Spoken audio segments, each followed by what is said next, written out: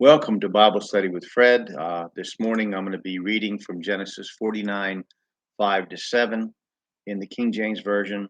And you may see a cat wander in and out while I'm doing this.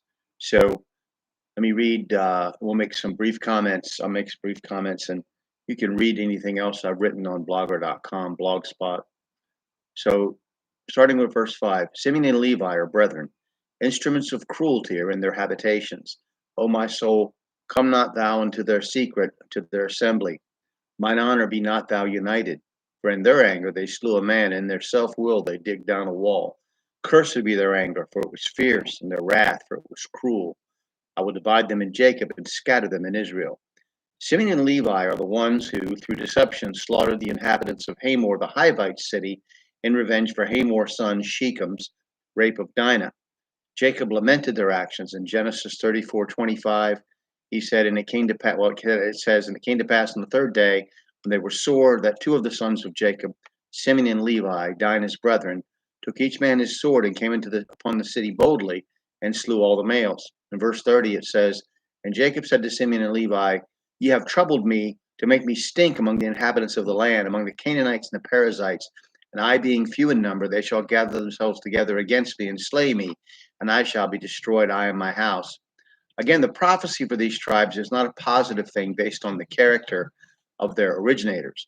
As all mankind suffers from the inheritance of a rebellious sin nature against God from our first ancestor, Adam, so shall these tribes suffer from the rebelliousness of their progenitors. Here we also have an example of how this Bible defines words. Anger's quality is fierce, and wrath's quality is cruel. Our anger burns hot, and our wrath is malicious and hateful.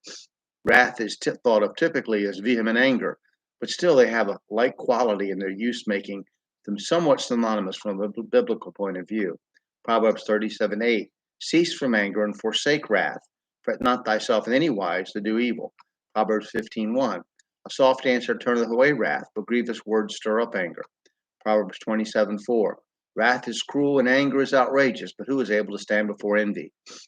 Paul warns Christians, Ephesians 4:31, let all bitterness and wrath and anger and clamor and evil speaking be put away from you with all malice. Colossians 3:8, but now you also put off all these, anger, wrath, malice, blasphemy, filthy communication out of your mouth. Anger should not be allowed to turn into bitter wrath for a Christian. Don't dwell on it. Ephesians 4:26, be ye angry and sin not. Let not the sun go down upon your wrath. Jacob speaks to his soul in verse 6, warning himself not to take counsel with these two, as their way is violent and vengeful. There are similar warnings in different contexts in both Old and New Testaments. Amos 3:3, can two walk together except they be agreed? 2 Corinthians 6:14, be ye not unequally yoked together with unbelievers. For what fellowship hath righteousness with unrighteousness? And what communion hath light with darkness? Proverbs 16:29, a violent man entices his neighbor and leadeth him into the way that is not good.